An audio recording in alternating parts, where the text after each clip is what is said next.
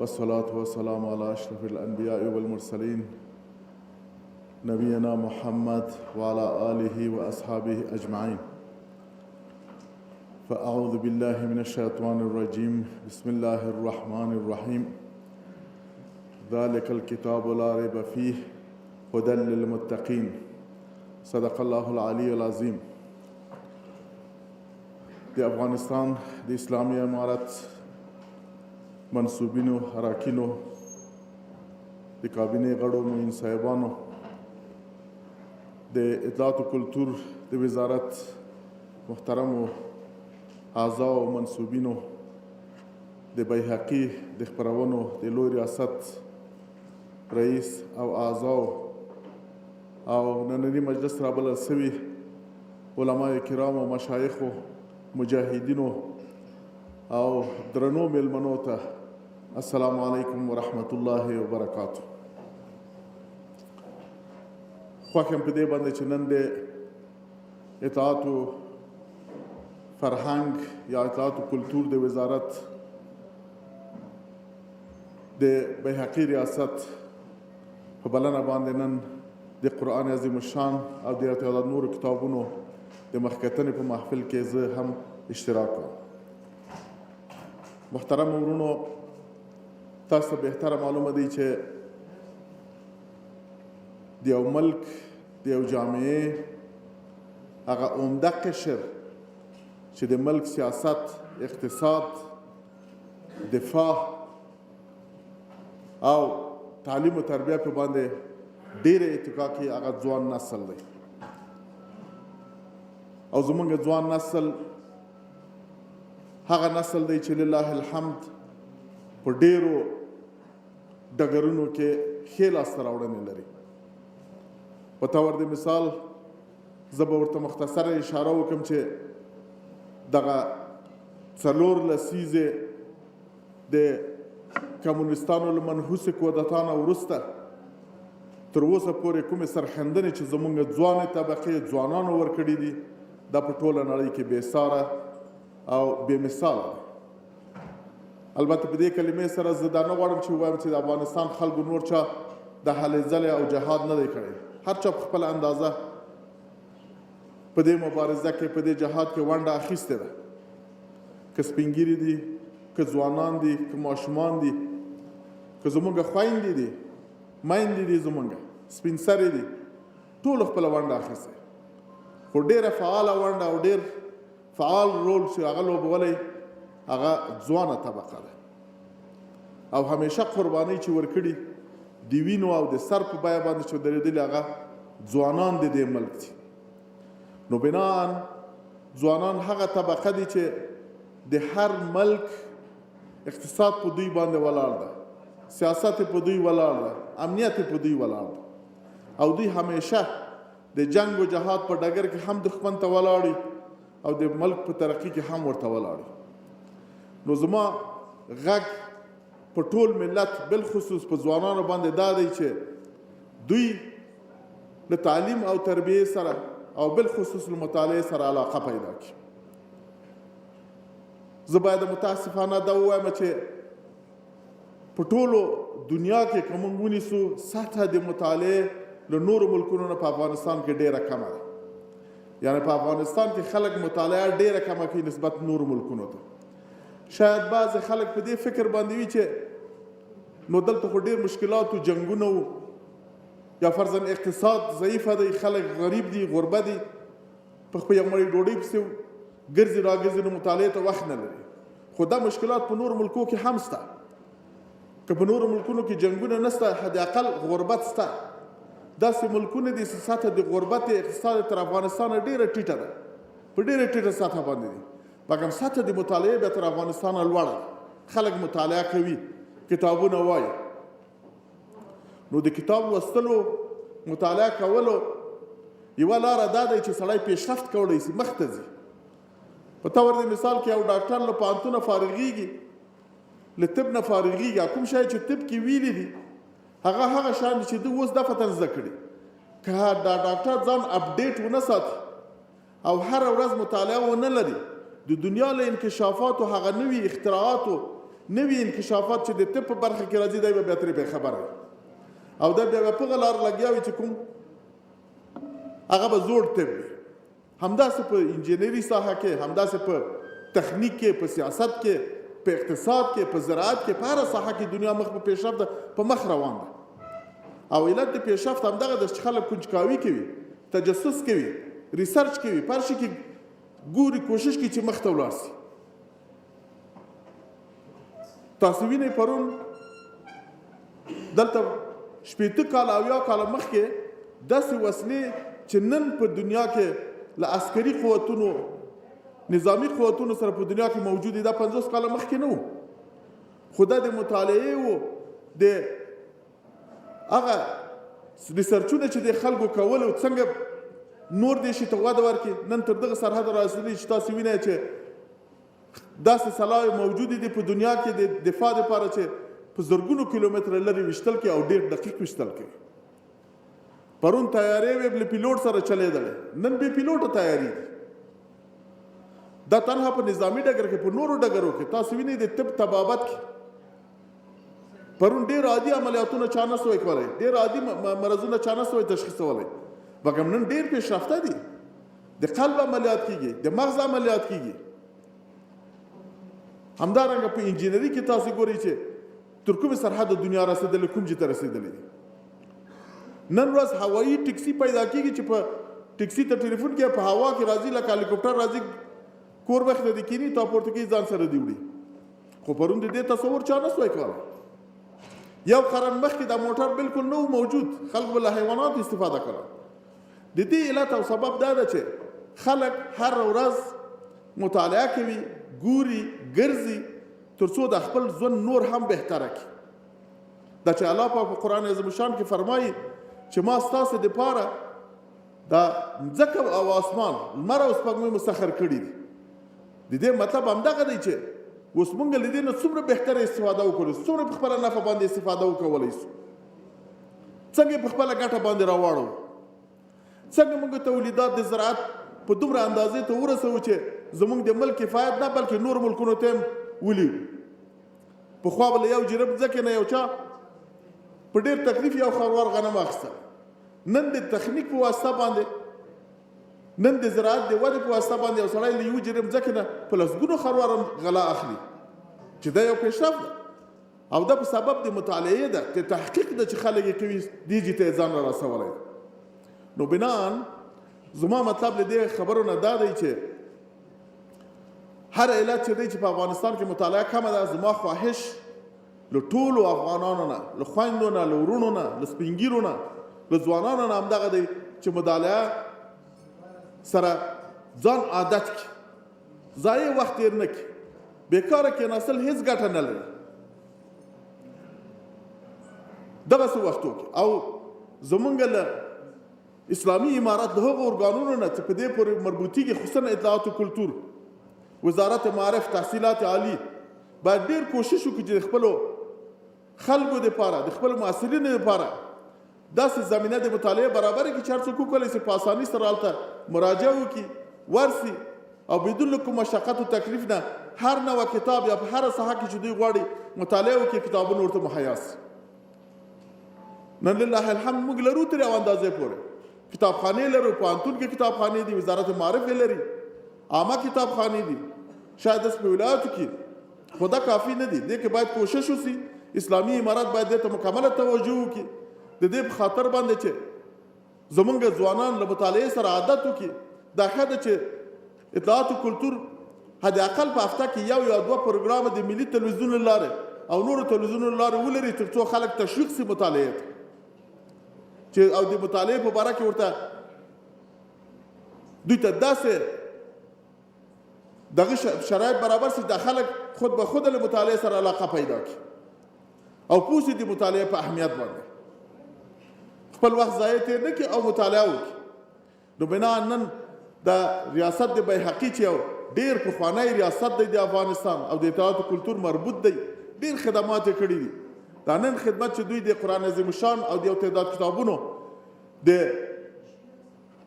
په ارتباط باندې دوی دایر کړی دی، موږ د دوی ټوله اعضاو ته بالخصوص د اطلاعات و کلتور وزارت ملګرو ته د زړه له کومې مبارکي وایو او کوشش دې وکړي چې په آینده کې تر دې نه ښه تر او سریعتر او نور خدمات هم مخته بوځي. د یو جامعې لکه مخکې چې ما ویلې پیشرفت و ترقي یې ټوله په ځوانانو باندې تړلې ده، خو ځوانان که له مطالعې او کتاب سره علاقه پیدا کړي انشاءالله الرحمن هغه جامعه ډېر زر له مشکلاتو نه وځي.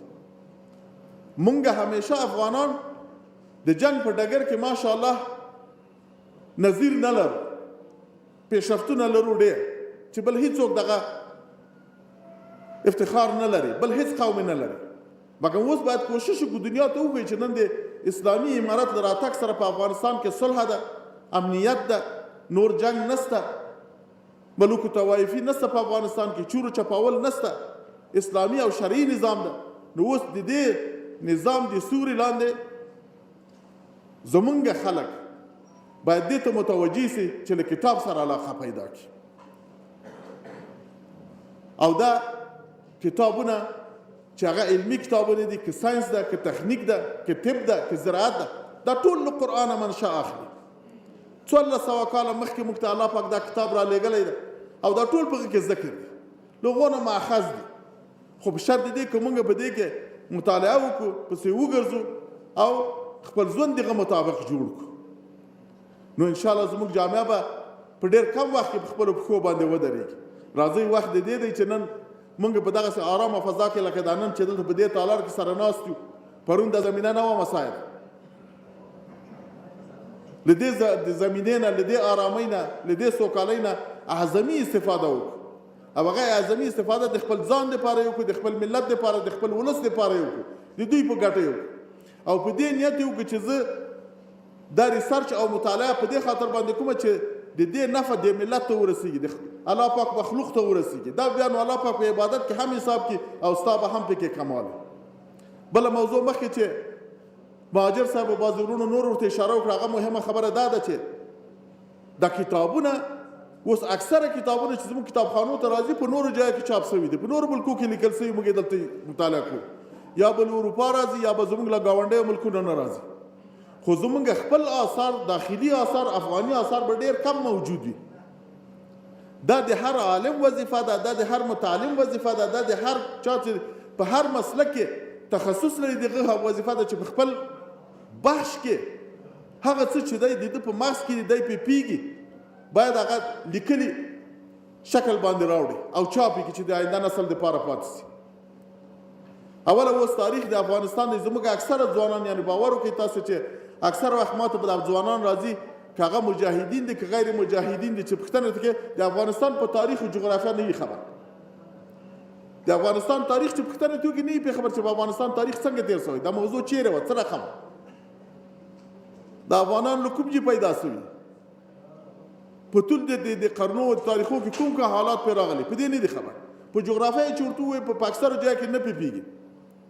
حدود عربیه د افغانستان چې ورته وښیي بیچاره له 12 صنفه فارغ یې نه پوهېږي چې حدود عربیه د افغانستان کوم دي، یا مساحت د خاورې کوم ده، په افغانستان کې کوم غرونه دي، کوم معدنونه دي، کوم زراعت کوم تجارت لري. اکثره په دې کې دغه علت همدغه دی چې یو سړی یو څه په مکتب یا پوهنتون کې ووایي هغه یې له مغزو نه وځي، بیا دا یې مطالعه نه کوي، څو کاله بعد به هغه شی وي لکه هېڅ څه نه وي، یو عامي ترې جوړ شي.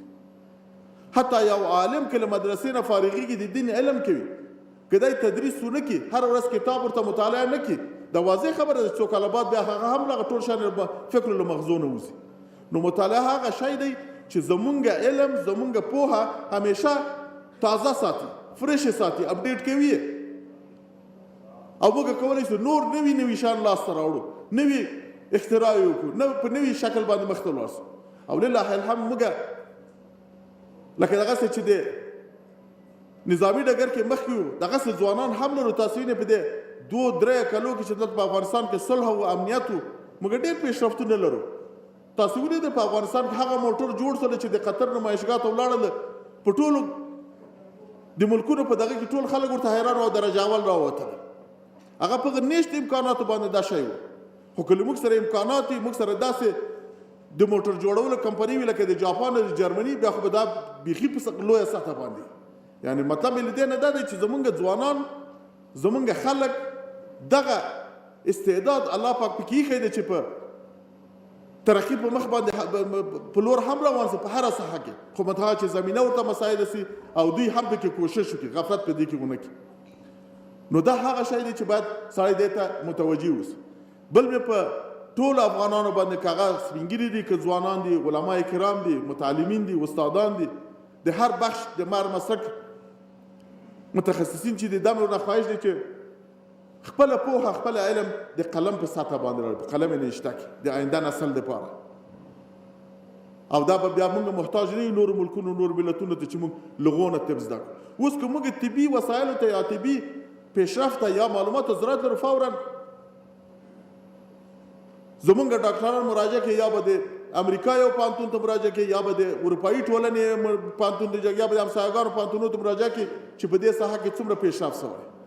خو دا موږ خپله کولی شو، دا زموږ ډاکټران خپله کولی شي همداسې په زراعت او نورو شیانو کې. او بله خبر دا ده چې د 40 کلو کې کوم تاریخ چې تېر شوی دی د هغه تاریخ دی چې ډېرو ملتونو دا شی نه دي ازمایلی، په هغو باندې دا شی نه دی تېر شوی.